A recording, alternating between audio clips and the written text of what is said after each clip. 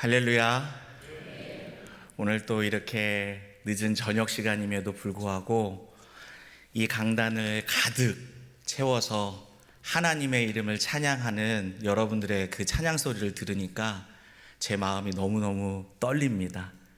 그리고 얼마나 하나님 기뻐하실까 이런 생각이 가슴속에 가득 듭니다. 제가 앞에서도 잠깐 기도해 주셨지만 오늘 말씀을 위해서 잠깐 먼저 기도하겠습니다. 살아계신 하나님, 이 부족한 자를 이 말씀의 자리로 사랑하는 일산교회로 불러주심을 감사드리옵나이다. 비록 저는 부족하지만 이 말씀을 우리에게 주신 주님은 온 땅을 다스리신 만유의 주이심을 고백합니다. 우리들의 모든 이 생각과 마음들을 주님의 말씀 앞에 온전히 순종할 수 있도록 축복하여 주시옵소서. 부족한 저는 가려지고 오직 우리의 하나님만 높임을 받아 주시옵소서.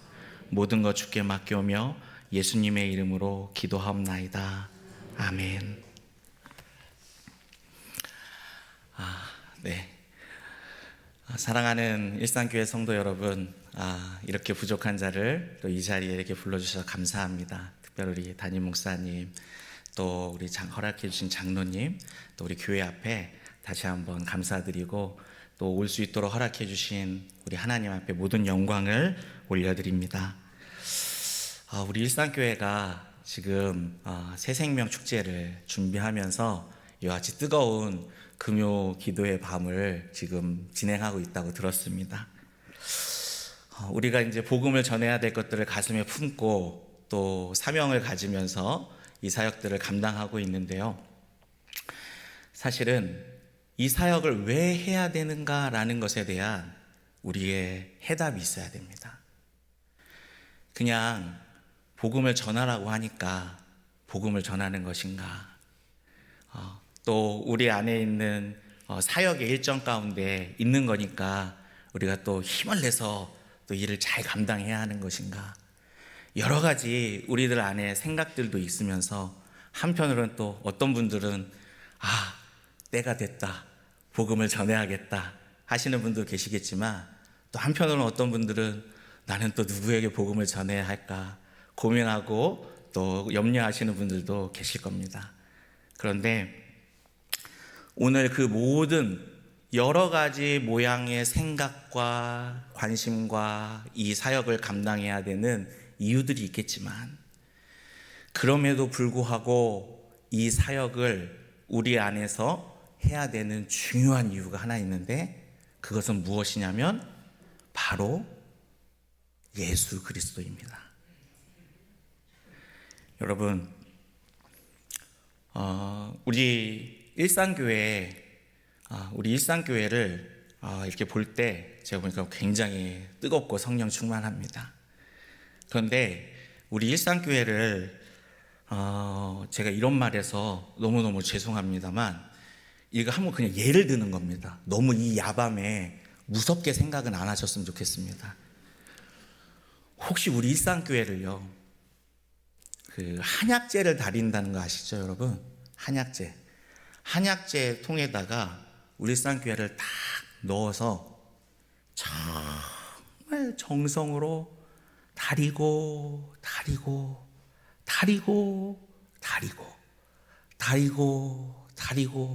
또 다려서 딱 한 방울의 엑기스가 나온다면 여러분, 그 엑기스는 뭡니까?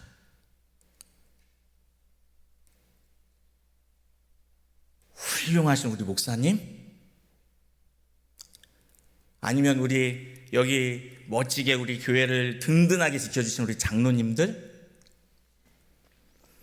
아니면 우리 교회, 우리 사실 일산교회는 오래된 아주 좋은 역사들 갖고 있으시더라고요. 그런 역사들? 여러분, 우리 일산교회를 다려서 딱 한 방울의 엑기스가 나온다면 여러분, 그 엑기스는 무엇입니까? 그 엑기스는 여러분 다 같이 해봅시다. 예수 그리스도. 예수 그리스도입니다. 일상교회가 이 시간에 이 자리에까지 올 수 있도록 이 모든 상황들 가운데서 많은 역사와 기쁨도 있었지만 또 슬픔도 있었을 수도 있고 어려움도 있었을 수도 있고 또 성공의 시간들도 여러 가지 순간들이 있었을 수 있겠지만, 여러분 지금 이 순간에 우리 일상교회를 이 자리까지 지키시고 인도하고 보호하시고 또 앞으로도 주님 오실 때까지 인도하실 분은 주님이신 줄 믿으시길 간절히 축복합니다. 주님밖에 없습니다. 주님밖에. 왜냐하면 주께서 이 일산교회의 머리를 예수 그리스도로 삼으셨기 때문에 그렇습니다. 여러분,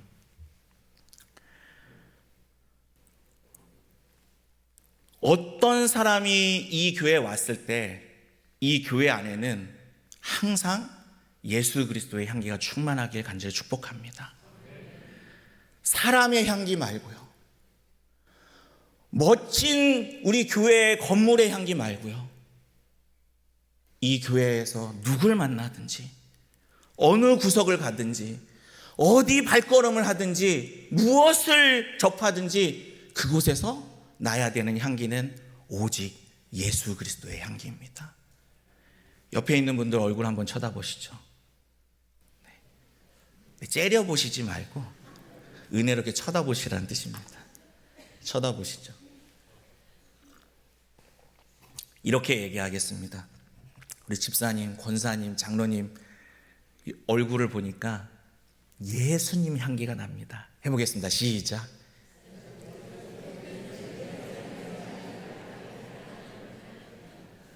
네, 맞습니다. 여러분, 이 교회의 주인은 예수님이심을 믿으시길 바랍니다. 그래서요, 우리는 세상의 뜻, 우리의 관심, 아무것도 관심 없습니다. 우리의 관심은 이 교회의 머리 되신 예수님이시기 때문인 줄 믿습니다. 그러면 예수님의 관심이 우리 교회의 관심인 거예요. 여러분, 머리는 살아있는데 그 머리에서 주는 신호가 계속 주는데도 온몸이 움직이지 못하는 사람을 뭐라 그러시죠? 뭐라 그러죠? 전신마비라 그럽니다. 전신마비. 저는 우리 일상교회가 예수님이 생각하시는 것, 예수님이 뜻하시는 것, 예수님이 바라보시는 그 모든 것들을 일사불란하게 이루어드리는 살아있는 교회가 되시기를 축복합니다. 그렇다면 우리 주님께서 어떤 뜻을 갖고 계시냐? 우리는 지금 그게 중요하잖아요. 여러분, 마가복음은 복음의 입문서라 그럽니다.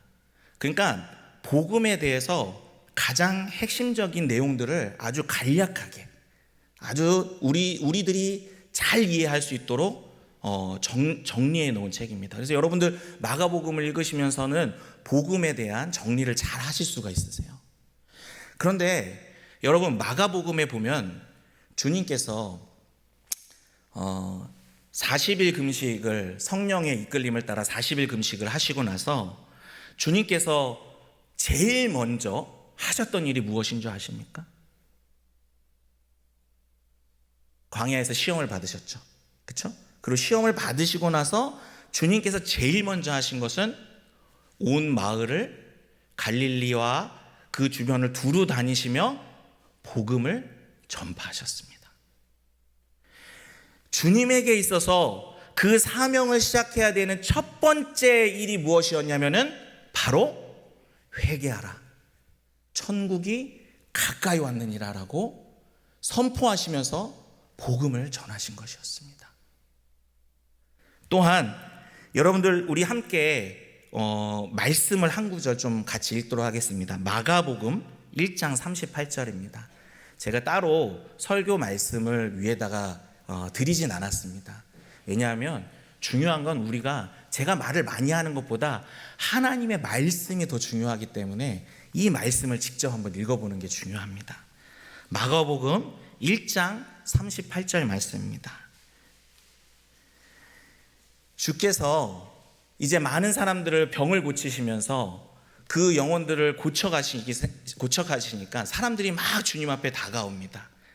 그러자 주님께서 그 다음 날 주님께서 습관에 따라서 간절히 새벽에 미명에 기도하셨는데 또한 사람들이 막 몰려왔어요.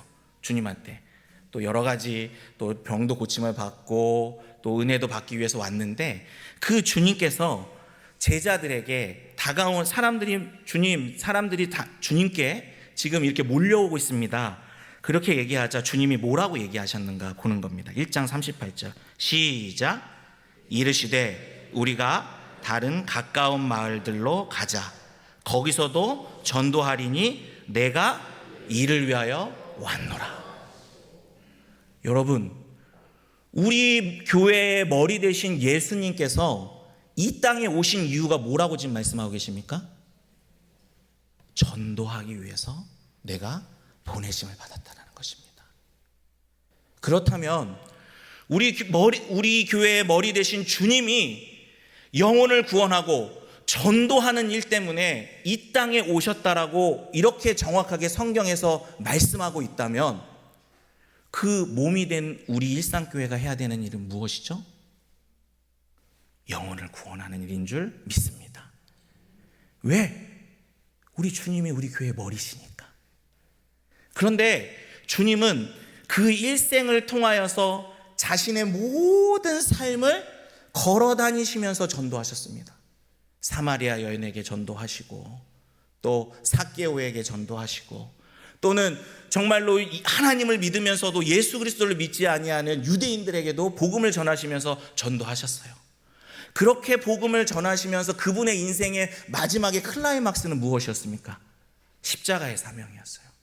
그러면 그 십자가의 사명의 목표는 무엇이었냐라는 거예요. 여러분, 주님이 왜 십자가를 지셨습니까? 왜 십자가를 지셨죠? 영혼을 구원하기 위해서. 하나님께서 구원하시기로 작정하신 모든 영혼들을 구원하시기 위해서 주님은 그 십자가를 지셨다는 것입니다. 여러분, 주님의 이 뜻은 여기서 끝나지 않아요. 주님이요, 이제 제자들을 다시 한번 회복시키십니다. 십자가 지기 전에 다 뿔뿔이 흩었던 제자들을 다 모으셔서 주님이 그 제자들에게 말씀하세요. 마태복음 28장에 보면 주님께서 그 제자들을 다 모으시고 그 제자들을 둘러 모으시고 그들에게 말씀하십니다. 뭐라고 말씀하시죠? 마태복음 28장에 하늘과 땅의 모든 권세를 내게 주셨으니 너희는 가서 모든 민족을 제자로 삼아 아버지와 아들과 성령의 이름으로 세례를 주라. 볼지어다 내가 세상 끝날까지 너희와 항상 함께 있으리라. 주님 마지막에 제자들에게 부탁하신 말씀 무엇이었습니까? 가서 복음을 전하여 그들을 주님의 제자로 만들라는 것입니다. 여러분, 주님은 시작부터 마지막까지 영혼을 구원하는 그 모든 일에 자신의 생명과 뜻을 바치셨음을 믿으시길 바랍니다. 그런데요, 우리 주님이요, 여기서 끝나신 게 아니었어요.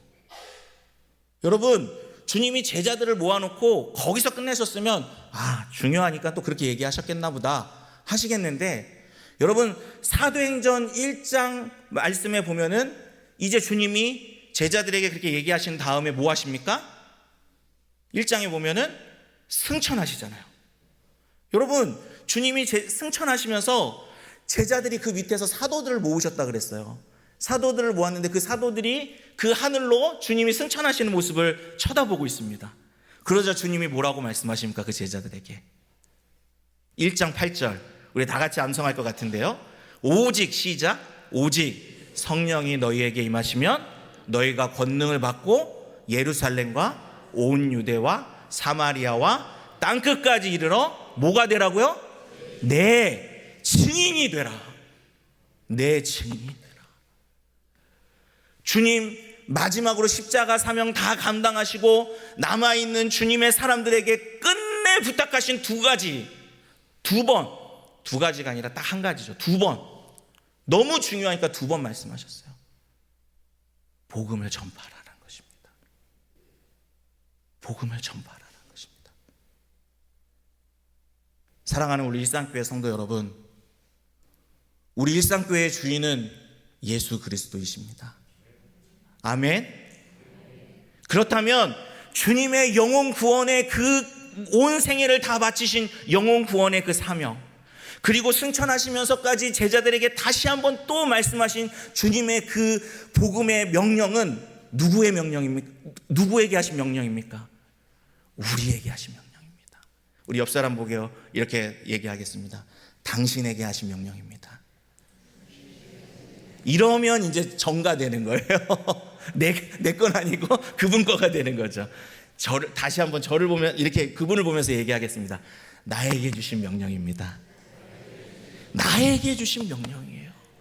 여러분, 왜 제가 여기서 당당하게 얘기하냐면 여러분 예수님의 제자잖아요. 아니십니까? 맞죠? 우리 지금 일상교회 이 금요기도에 오신 분들, 여러분 예수님의 제자 맞으시죠? 예수님의 제자 되기 위해서 이 자리에 오셨잖아요. 그렇다면 이 말씀은 오늘 여러분들에게 주신 말씀임을 믿으시길 바랍니다. 그런데 예수님께서 왜 또 우리에게 복음을 전하는 데 있어서 모든 그 복음을 전해야 되는 이유는 예수님이냐? 여러분, 그 이유는 마태복음 28장 18절에 나와져 있습니다. 여러분, 거기서 주님이 이렇게 얘기하십니다. 제자들을 향하여서 복음을 전해야 되는 제자들에게 하늘과 땅의 모든 권세를 내게 주셨으니라고 얘기하세요. 근데 간혹 오해하시는 분들이 계시더라고요. 여러분, 하늘과 땅의 모든 권세를 내게 주셨다 그랬더니 그 네 개가 듣고 있는 네 개로 이해하시는 분들이 계세요. 혹시 우리들 중에서도 그렇게 이해하시는 분들 계십니까? 여러분, 아니라는 거예요. 확실히 아셔야 돼요. 하늘과 땅에 있는 모든 권세를 누구에게 주셨습니까? 자, 따라합시다. 예수 그리스도. 예수 그리스도에게 주셨다라는 거예요. 여러분, 왜 예수 그리스도에게 주셨는지 아십니까? 우리에게는 구원할 능력이 없기 때문에 그래요. 여러분, 영혼을 구원하는 현장은요, 영혼을 구원하는 일은 우리의 지혜로 되는 것이 아닙니다. 우리의 말의 언변으로 되는 것이 아닙니다. 여러분이 다른 사람에게 잘 다가가는 사교성으로 되는 것이 아니에요. 여러분, 영혼을 구원하는 그 구원의 현장 가운데 가장 큰 능력, 아니 유일한 능력은 예수 그리스도에게 주신 하늘과 땅의 권세임을 믿으시길 바랍니다. 복음의 능력인 거예요. 우리의 언변의 능력, 혹은 복음을 듣는 사람들이 우리에게 도전할 때 그 복음을 듣는 사람들에게 잘 설명해서 그들을 이해시키고자 하는 우리의 지혜로 되는 것이 아니라 미련하고 혹은 어리석어 보일지 모르겠지만 순수한 예수 그리스도의 그 이름, 그 이름이 그들을 구원하시는 줄 믿으시길 바랍니다. 여러분, 이걸 믿는 사람들만이 복음을 전할 수 있어요. 담대하게. 안 그러면 탁 잡고 자기의 지혜로 전하려고 그래요. 그러면 실패합니다. 주님은 전도에 미련한 것이라고 말씀하셨어요. 여기서 미련하다라는 것은 인간적으로 생각했을 때 구제불능이라는 거예요. 저렇게 하면 될까? 여러분, 요새 그러지 않습니까? 누가 요새 길거리에서 그 이야기를 들어? 누가 요새 20분 30분씩 복음을 전하면 그걸 들어? 여러분, 근데요, 하나님께서 복음의 능력으로 붙잡아 놓는 사람들이 있다는 거예요. 우리의 언변이 아니라, 우리의 능력이 아니라 그 복음 앞에 무릎 꿇는 사람들이 생긴다는 것입니다. 사실 저는요, 전도 폭발이라는 걸 전혀 몰랐던 사람이에요, 여러분. 그리고 이렇게 기관에서 사역하는 거에 대해서는 전혀 관심이 없었던 사람입니다. 여러분, 근데 제가 왜 여기 와 있는지 아십니까? 제가 여기 왜 와 있는지 아세요? 제가 이 전도 폭발 사역을 하게 된 중요한 이유가 하나 있습니다. 저는 원래 기관 사역을 안 하는 것뿐만 아니라 좋아하지도 않았었던 사람이에요. 그런데 어느 날 제가 이 전도 폭발 훈련을 받는 중에 어떤 집사님 한 분이서 이제 현장 전도하는 자리에 나가게 되신 거예요. 근데 이 집사님은, 여러분, 아무리 찾아도 이 집사님한테는 장점이라는 걸 찾아볼 수가 없어요. 죄송합니다. 저도 얼마나 인간적으로 타락했었습니까? 그런 자를 목사로 사용하시는 우리 하나님께 다시 한번 영광을 올려드립니다. 그런데 진짜 이분은 제가 처음에 앉았을 때 좀 멋있는 권사님, 집사님 오셨으면 좋았을 텐데 좀 이런 생각이 들 정도로. 근데 이분은 얼굴도 까마잡잡하시고 키도 엄청 작으셨어요. 그리고 같이 이야기를 나눠보니까 삶도 굉장히 고단하신 분이에요. 홀로 아들 하나를 키우고 계셨고, 그리고 또 이렇게 이야기를 하다 보니까 그분이 자기 이야기를 그냥 하셨어요. 자기는 학교도 오래 다니지 못한 그런 아주 세상적으로 보면은 사실 뭐 이렇게 뛰어난 것이 아무것도 없는 사람이었어요. 근데 이분이 복음을 전하러 저를 딱 붙잡고 가는데, 이 대상자가 누구였냐면은 오랫동안 신앙생활을 하신 권사님의 남편이에요. 근데 이 남편은 지금까지 신앙생활을 안 해요. 교수님이신데, 은퇴하신 교수님이신데, 이 교수님이 그렇게 아내분의 말을 안 듣고 교회를 안 나오시는 거예요. 그래서 오늘 복음을 좀 전해달라 그래서 이 집사님이 저에게 복음을 어떻게 전하는지 가르쳐 주려고 저를 데리고 가신 거예요. 여러분 대단하죠? 그럼 집사님이요, 복음으로 무장이 되고 예수 그리스도로 무장이 되니까요, 목사님이든 뭐든 상관없어요. 그냥 데리고 가서 보여주는 거예요. 근데 그 집사님이요, 딱 앉아서 몇 마디 하시더라고요. 이렇게 주거니 받거니 얘기를 해요. 근데 제가요 너무 기분이 나빴어요. 왜냐하면 어쨌든 그래도 사람을 만나러 왔는데 이 교수님이요 딱 의자 뒤에다 팔을 딱 끼고요 한번 해보라는 거예요. 한번 해보라고. 얼마나 잘하나 보자고요. 그런데 이 집사님이요 너무 평안한 얼굴로, 여러분 말도 많이 하지 않으세요. 그리고 말도 저처럼 이렇게 막 큰 목소리로 하지 않아요. 작은 목소리로 하나씩 복음을 전하기 시작했습니다. 은혜, 인간, 하나님, 예수 그리스도, 믿음, 복음을 전하기 시작했어요. 처음에는 이 교수님이 자기 지식 자랑 뭐 얼마나 많이 했는지 몰라요.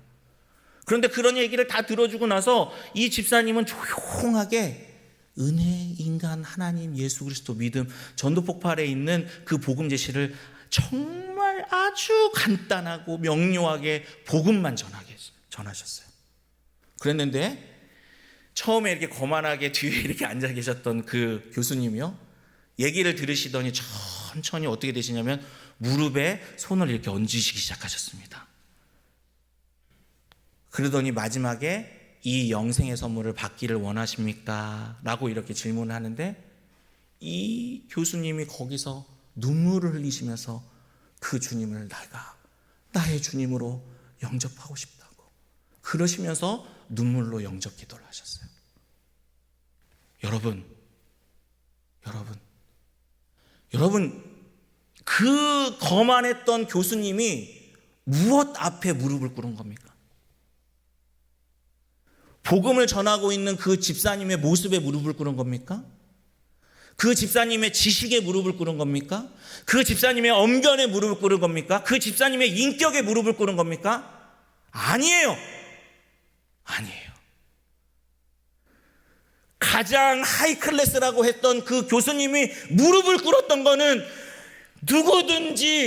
누구든지 믿기만 하면 구원을 주시는 하나님의 그 복음의 능력, 예수 그리스도의 그 이름 앞에 무릎을 꿇으신 줄 믿으시길 바랍니다. 여러분, 복음이 능력인 거예요. 여러분들이 말 잘 못해도 됩니다. 여러분들이 언변이 좋지 않아도 괜찮아요. 여러분, 그러나 예수 그리스도, 나를 구원하신 예수 그리스도가 너도 구원할 수 있다는 그 확신을 가지고 여러분들이 복음을 전하신다면 여러분들의 그 입술 안에 하늘과 땅의 모든 권세를 가지신 예수님께서 함께하여 주실 줄 믿습니다. 우리에겐 그 예수님이 있잖아요. 여러분, 영혼을 구원하러 가시는 그 현장 가운데 여러분에게 구원을 주신 그 예수님을 담대하게 전하십시오. 그러면 주님의 권능이 여러분의 입술을 통하여서 드러나여 주실 줄 믿습니다. 여러분, 이 권능이 얼마나 크냐면 여러분 아시죠? 주님 앞에 주님께서 십자가에 못 박힐 때 양쪽 옆에 누가 있었습니까? 강도. 누가복음에서는 그걸 행악자라고 얘기합니다. 두 행악자가 있었는데 그 행악자들이요, 여러분 그 중에 한 명은 주님을 비방했어요. 근데 한 명은 주님께 회개하고 돌아왔어요. 여러분, 이 회개하고 돌아온 이 사람이요, 뭐 성경 공부를 했습니까? 일상교회를 다녔습니까? 뭘 했습니까?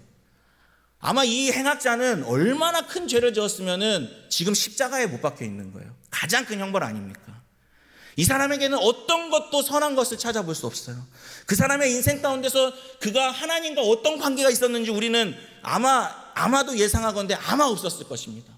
그런데 그 행악자가 마지막에 어떻게 했습니까? 주님, 마지막 때 나를 기억하여 주십시오. 여러분, 그 한마디 했어요. 그 인생에서 그가 그 한마디 했어요. 주님, 나를 기억하여 주십시오. 그랬더니 주님이 그에게 뭐라고 얘기하셨어요? 네가 오늘 나와 함께 어디에 있으리라? 낙원에 있으리라. 할렐루야. 여러분, 이게 능력입니다. 이게 복음의 능력이라는 거예요. 여러분, 그 능력이 지금 그 예수 그리스도의 능력이 여러분들과 함께하여 주시는 줄 믿으시길 바랍니다. 그러니까 여러분, 복음을 전하러 갈 때는 예수님으로 충만해야 돼요. 예수님으로 충만한 사람이 복음을 담대하게 전할 수 있습니다.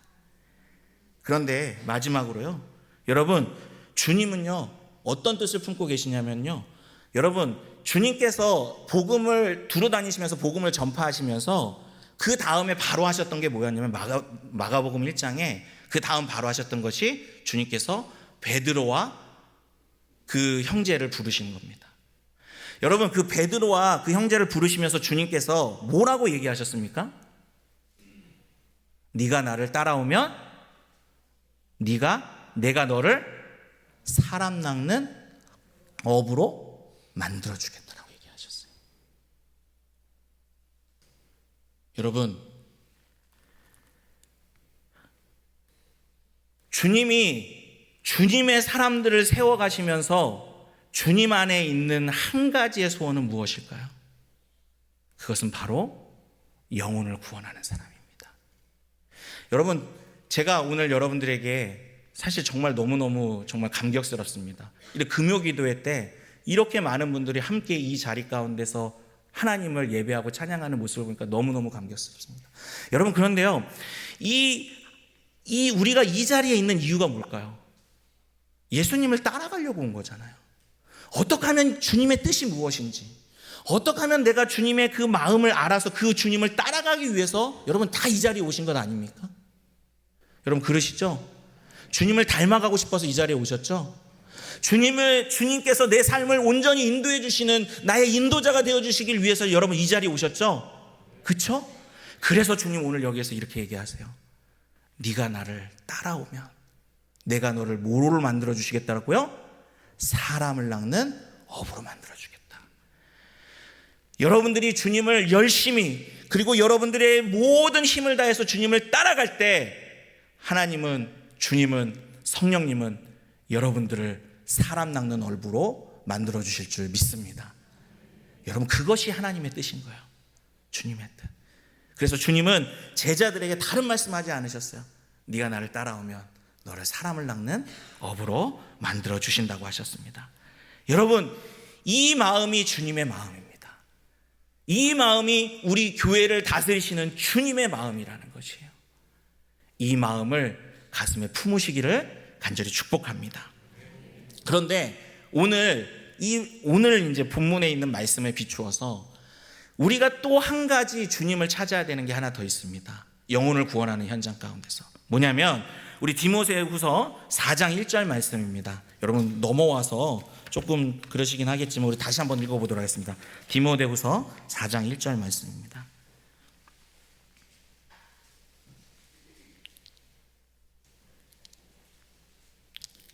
우리 다 같이 읽겠습니다. 시작. 하나님 앞과 살아있는 자와 죽은 자를 심판하실 그리스도 예수 앞에서 그가 나타나신 것과 그의 나라를 두고 엄히 명하노니. 지금 정말로 그 영적인 아들 디모데에게 사도 바울이 지금 이렇게 마지막 유언과 같은 말을 합니다. 그런데 이 마지막 유언과 같은 말을 하면서 사도 바울이 그 앞에 중요한 말을 했어요. 뭐죠? 하나님 앞과 살아있는 자와 죽은 자를 심판하실 그리스도가 다시 오실 것을 두고, 하나님의 나라가 이 땅 가운데 다시 임할 것을 두고 어떻게 명한다고요? 엄히 명하노니. 여러분, 지금 사도 바울은요, 자신의 그 인생 가운데서 복음을 전하는 현장 가운데서 수많은 정말로 그 능력의 현장들을 다 경험했습니다. 그런데 그런 모든 즐거움과 또 복음의 그 정말 판타스틱한 그런 시간들을 보내면서 또 고난도 있었지만, 그러나 그가 끝까지 붙잡고 있었던 한 가지가 무엇이었냐면 주님 다시 오신다라는 거예요. 주님 다시 오신다라는 거. 사랑하는 우리 일상교회 여러분, 주님 곧 오십니다. 할렐루야. 여러분, 주님이 곧 오신다라는 기대와 소망은요, 이 세상에 있는 사람들은 절대 갖지 못하는 거예요. 이것은 주님의 사람들에게만 있는 것임을 믿으시길 바랍니다. 이 땅을 밟으면서 우리가 오늘도 이 자리에 왔지만 주님 곧 오신다라는 거예요. 하늘과 땅의 모든 권세를 가지신 주님께서 부활하셔서 이 땅 가운데 다시 오셔서 그 땅에 있는 모든 것들을 주님의 뜻 안에서 심판하실 때가 반드시 온다라는 것을 믿으시길 바랍니다. 그때 여러분, 우리에게는 두 가지가 있어요. 소망과 거룩한 두려움이 있습니다. 여러분, 소망은 어떤 소망을 갖고 계십니까? 주님 오시면 어떤 소망을 갖고 계세요, 여러분? 주님 만날 소망이죠. 사랑하는 그 주님을 우리가 다시 만날 소망을 갖고 있지 않습니까? 그렇죠? 그 주님께서 자신의 그 이름을 믿는 모든 자들에게 구원을 주시는 하나님의 능력으로 구원하시는, 천사 나팔 소리 불 때 나의 이름을 부르실 그 기대와 소망이 여러분들에게 있으십니까? 아멘이에요. 아멘이에요. 여러분, 그래서 복음을 전하는 사람들은요, 무슨 기쁨이 있냐면 내가 구원받았다는 확신을 갖고 살아가게 되는 거예요. 주님께서는 반드시 내 이름을 나팔소리 부를 때 나를 부르실 것이라는 확신을 갖고 살아갈 수 있는 축복을 여러분 누리시기를 간절히 축복합니다. 제가요, 이 자리에 서서요, 못 파는 약이 하나 있습니다. 여러분, 제가 어떤 약을 못 팔까요? 모르시지 않으실 텐데, 저를 딱 보면 저 목사님은 못 파는 약이 하나 있다. 여러분, 제가 약을 판다고 한다면 절대 못 파는 약이 하나 있습니다. 무슨 약을 못 팔까요? 살 빼는 약을 못 팝니다. 왜일까요, 여러분? 왜요? 그러면 당신이나 먹고 살이 좀 빠지시지. 그렇죠, 여러분? 이렇게 통통한 사람이 살 빼지는 약을 판다고 생각해 보세요. 여러분, 그걸 누가 사겠습니까? 그렇죠? 그런데 다시 오실 주님을 사모하는 사람들 안에 있는 그 예수 그리스도의 구원의 소망이 있는 사람들은 복음을 전할 수 있습니다. 왜? 나에게 주신 그 구원이 당신에게도 역사될 것이니까. 여러분, 주님을 기다리고 계십니까? 다시 오실 주님을 기대하고 계십니까? 그 주님이 오셨을 때 나팔 소리 부를 때 여러분들의 이름을 부르실 것을 확신하고 계십니까? 여러분, 전하십시오. 전하십시오. 그 주님의 당신을 부르신 이름이, 나를 부르신 이름이 내가 복음 전한 사람들의 이름을 반드시 불러주실 줄 믿고 확신합니다. 여러분, 그런데 또 한 가지, 우리가 거룩한 두려움이 하나 있어야 됩니다. 예수님이 다시 오신다라는 것은 여러분 무슨 의미를 갖고 있을까요? 심판이 있다라는 것이에요. 여러분, 이것에 대해서 우리가 간과해서는 안 된다는 것이죠. 여러분, 저는 이 심판을 생각할 때마다 하나님의 날카로운 공의를 생각할 수밖에 없습니다. 여러분, 우리 하나님의 공의가 얼마나 날카로우신지 아세요? 여러분, 우리가 늘상 듣는 얘기이기 때문에 그것이 너무 자연스럽게 느껴지겠지만, 하나님은요, 모든 인류의 죄의 짐을 지신 예수님이 하나님의 아들이시고 그분 자체가 하나님이셨음에도 불구하고 십자가 상에서 그 아들을 버리셨습니다. 버리셨어요. 여러분, 이건 무엇을 의미하는지 아십니까? 아무리 내가 사랑하는 가족, 내 부모님, 내 남편, 내 아내, 내 자식이라 할지라도요, 예수 그리스도에게 그 자신의 모든 십자가의 짐을 내어주지 못한 사람이라면, 여러분, 예수님마저도 십자가에서 그 죄의 짐을 지신 십자가를 버리신 하나님께서 그 영혼도 버리신다라는 것을 여러분 확실히 믿으시기에 축복합니다. 그럼 우리는 그 두려움이 있어야 돼요. 하나님께서는 그 아들마저도 십자가에서 버리셨다는 것이에요. 제가 정말 좋아하는 구절이 하나 있습니다. 성경 구절.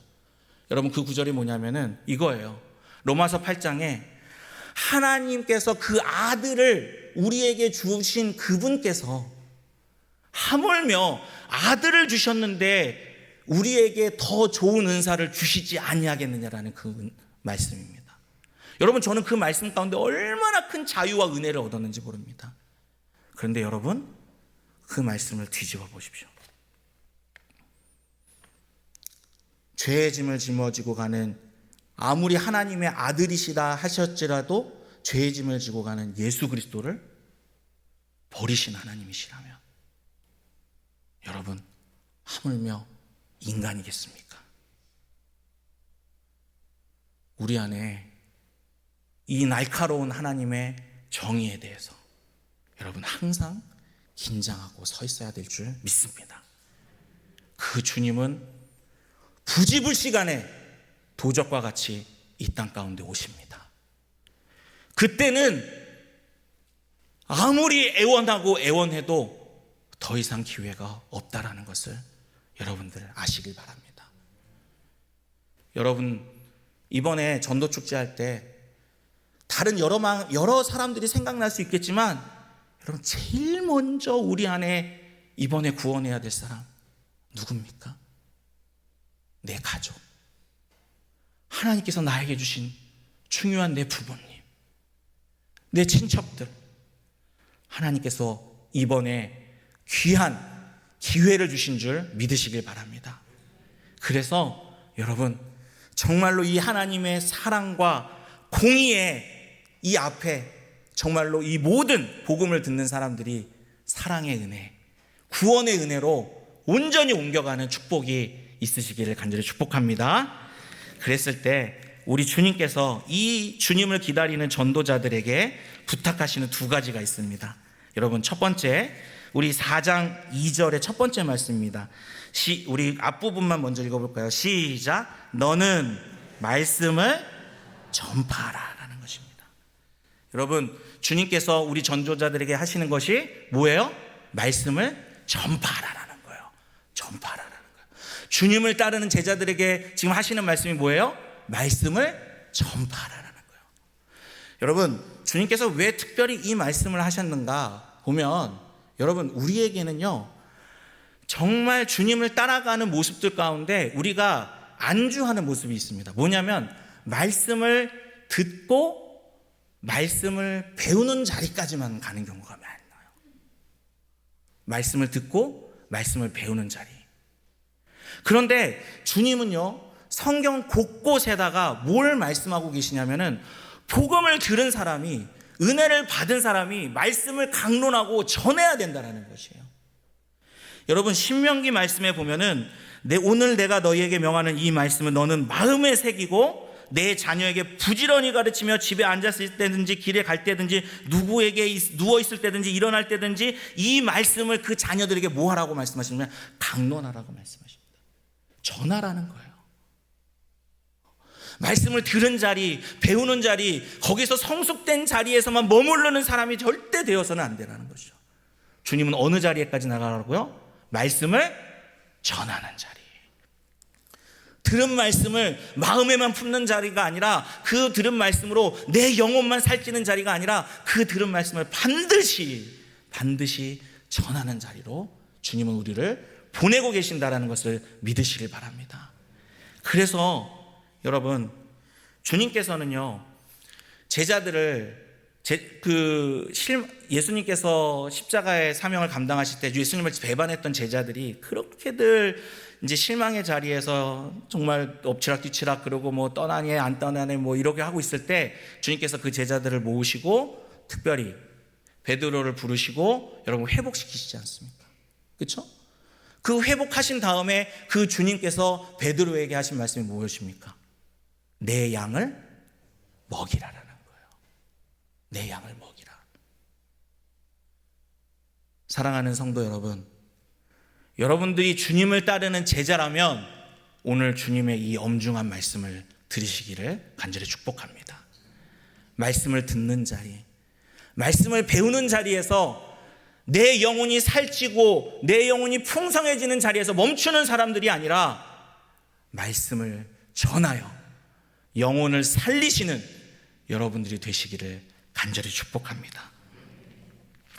제가 아까도 제가 잠깐 말씀드렸지만 우리 담임 목사님 말씀이요, 저는 이 교회에 어떤 한 분이, 제가 아시는 한 분이 이 교회를 다니고 계세요.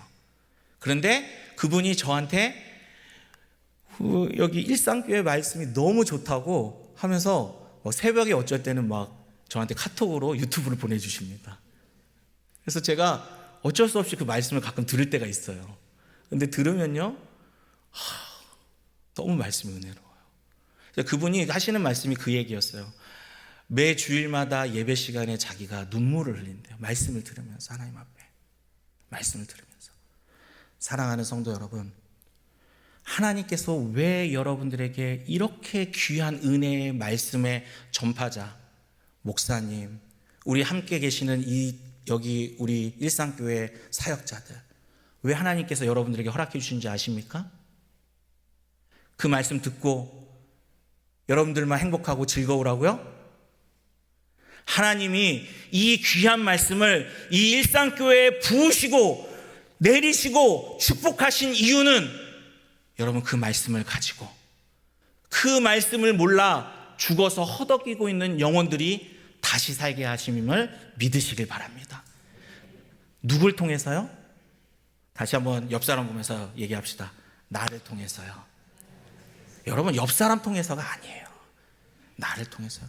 여러분, 은혜 받았으면 나가서 전하십시오. 눈물 흘리셨으면 나가서 전하십시오. 하나님이 나에게 어떤 분이신지를 선포하셔야 된다는 거예요. 말씀을 전하라. 그것이 우리 주님께서 우리에게 주신 말씀입니다. 시간이 없네요. 할 말씀은 아직도 이렇게 많이 남았는데, 그러나 저는 10시에 꼭 마치겠습니다. 할렐루야. 그래서 두 번째입니다. 여러분, 두 번째, 주님께서 오늘 하신 말씀 가운데 두 번째는, 자, 따라해 봅시다. 때를 얻든지 못 얻든지 항상 힘쓰라라는 것이에요. 항상 힘쓰라. 여러분, 항상 힘쓰라라는 이 말은 뭐냐면 에피스테이라는 말입니다. 에피스테이. 여러분, 이게 여러 가지 의미가 있는데 이 에피스테이라는 말은 성경의 원어로, 성경적인 말로, 영어적인 버전으로 이렇게 번역을 하면 be prepared입니다. 준비해 있으라는 거예요. 준비해 있으라.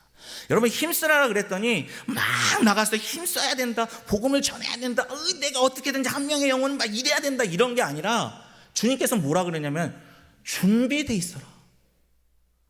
복음을 전할 준비만 되어 있으면, 여러분, 준비하라라는 뜻은 무슨 뜻일까요? 내가 복음 들을 사람을 보내주시겠다는 뜻인 줄 믿으시길 바랍니다. 여러분, 우리가 준비만 돼 있으면 되는 거예요. 우리가 막 발버둥 쳐서 되는 것이 아니라 하나님께서 보내주신 사람에게 복음을 전할 준비만 되어 있으면 하나님은 여러분들의 입술을 통하여서 영광을 받으시는 줄 믿습니다. 그러면 제가 물어보겠습니다. 여러분, 준비가 되어져 있습니까? 준비가 되어져 있습니까? 정말 여러분들에게 그 복음의 현장에서 얘기 나눌 많은 간증들이 있지만 제가 이거 한 가지만 얘기하고 이 자리에서 내려가겠습니다. 어떤 한 권사님께서 어머니께서 소천하셨습니다. 근데 제가 그 어머니께서 소천하시는 그 장례에 사역 때문에 참석하지 못했어요. 그랬더니 권사님께서 저한테 오시더니 제가 이제 너무너무 죄송해서 권사님 부의금을 드리면서 너무 죄송해서 참석하지 못했어요. 그랬더니 이 권사님 활짝 웃으시면서 목사님 걱정하지 마세요. 우리 어머니 평생 예수님 전했는데 안 믿으셨어요. 그런데 마지막 그분이 소천하시기 전에 나에게 주신 그 예수님, 제가 그 순간에 불이 나게 생각나서 전했습니다. 그랬는데요, 우리 어머님 그 예수님 붙잡고 소천하셨어요. 그 짧은 순간이었어요. 이분도 그때 아니면 놓칠 뻔했었던 것이에요. 그런데 그때 그분의 입술을 통하여서 예수님이 전파되어졌고 전파된 예수님을 그 어머님께서 믿으셨습니다. 여러분, 근데 제가 그 뒤에 있는 이야기를 듣고 눈물을 펑펑 흘렸습니다. 여러분, 그 어머니께서 마지막에 그 딸에게 남긴 마지막 말이 뭔지 아십니까? 예수님을 영접하신 그 어머님이 그 딸에게 이렇게 얘기하고 소천하셨습니다. 이제 우리 천국에서 만나자. 할렐루야. 할렐루야. 여러분, 세상에 그 어떤 것이 이걸 흉내낼 수 있을까요? 세상에 그 어떤 것이 이것을 흉내낼 수 있습니까? 대기업 삼성도, 아니요, 지금 엄청난 군사력으로 지금 전쟁을 일으키고 있는 이스라엘도 여러분 절대 하지 못하는 한 가지가 있는데 그것은 영혼을 구원하는 것입니다. 영혼을 구원하는 것. 그것은 누구만 할 수 있냐면 복음으로 준비된 여러분만 하실 수 있는 줄 믿으시길 바랍니다. 여러분, 준비하십시오. 여러분들이 알지 못하는 그때 주님께서 그 사람, 하나님이 찾으시는 그 한 사람을 보내셨을 때 여러분 놓치시지 마시고 하나님의 그 복음을, 예수 그리스도를 담대하게 전해서 그 사람이 복음을 전한 여러분들에게 천국에서 만납시다. 그렇게 여러분들에게 담대하게 이야기할 수 있는, 고백할 수 있는 여러분들 복된 전도자들이 되시기를 축복합니다. 제가 오늘 설교에 딱 절반 했습니다. 하나님 앞에 영광을 올려드리며 여기까지 하라고 하시는 줄 알고, 정말 여러분들 일상교회 이 귀한 사명 가운데 여러분들 마음 가운데 예수님으로 충만하시고 항상 여러분들에게 주신 말씀의 은혜를 전파하는 사람이 되시고, 특별히 마지막으로 준비하여서 놓치시지 마시고 하나님이 보내신 사람들을, 영혼을 구원하는 거룩한 복된 전도자들 되시기를 간절히 축복합니다.